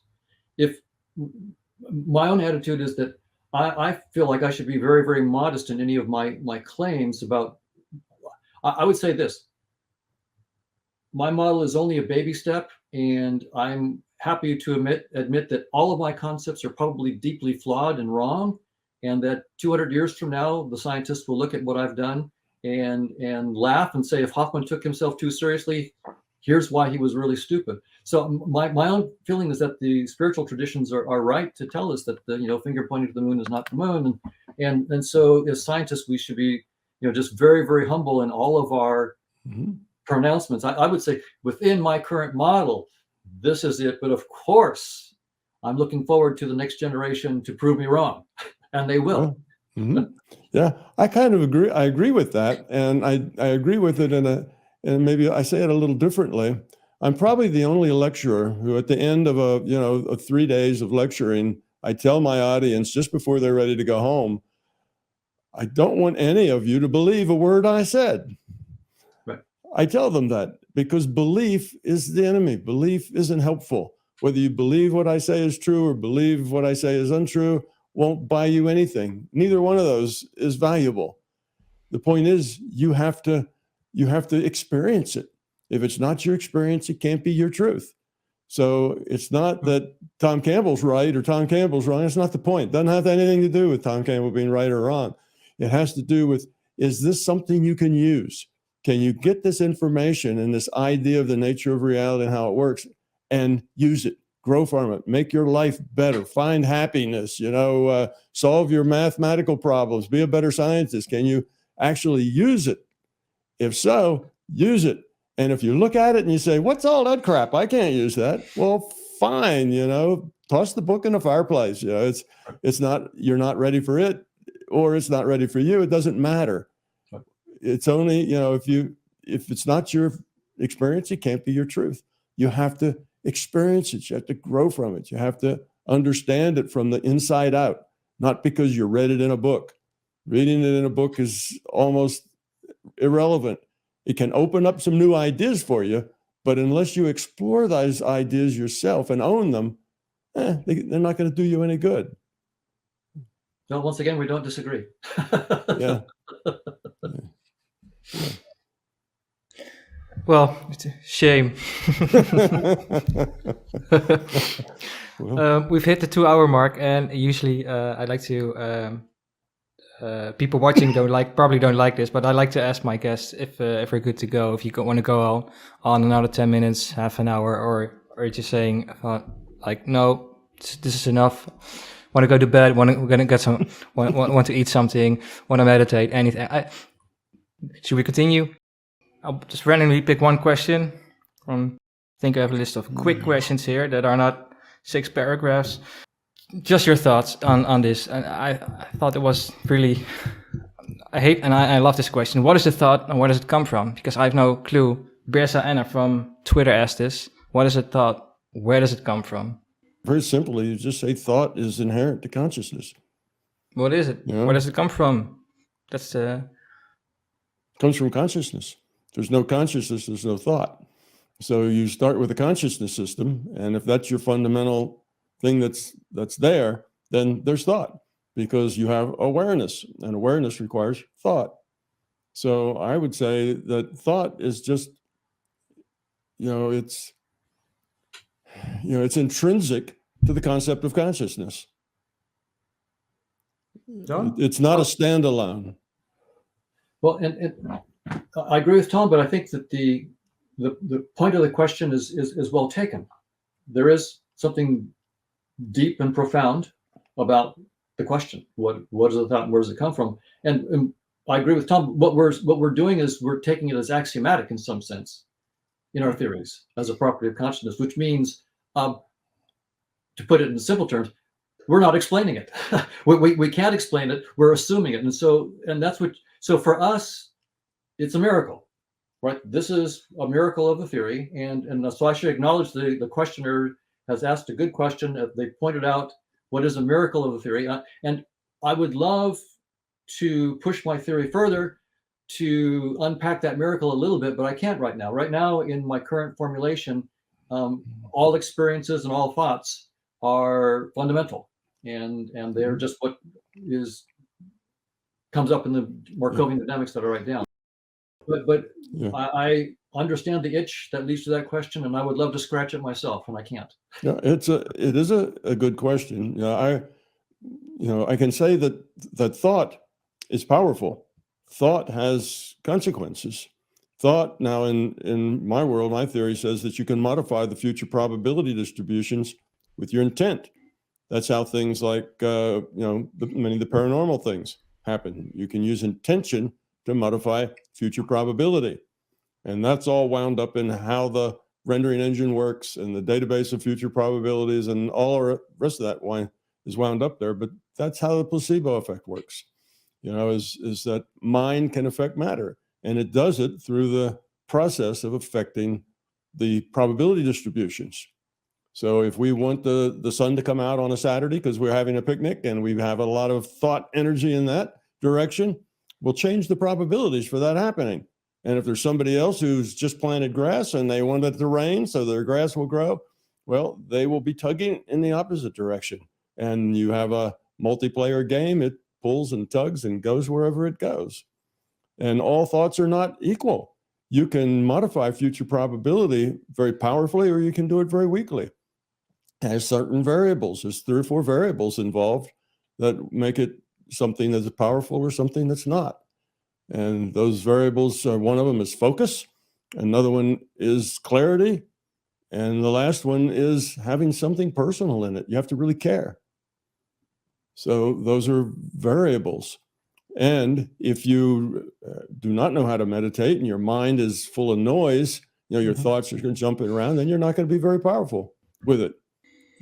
So thought is a powerful thing, but it's intrinsic to consciousness, just the nature of consciousness, just like time and free will are intrinsic to consciousness. It's just part of what consciousness is. Tom, I am so grateful that you stopped by, that you wanted to answer these questions. You do this you do this often. I still have so many questions, and Don, I wish you the best with your health. So, also thank you for again hopping by. Donald is a regular guest, I think by now. For everybody watching, thank you so much. For everybody in Discord, also thank you. The commenters on YouTube, thank you. Yeah, I'm going to end it here. Guys, I'm going to wish you a very nice day, and thank you. Thank Thank you. you, Jack. Glad to be a part of this. Absolutely. Great pleasure. Good meeting you, Don. Good to meet you too, Tom. All right. Good evening, guys. Take care.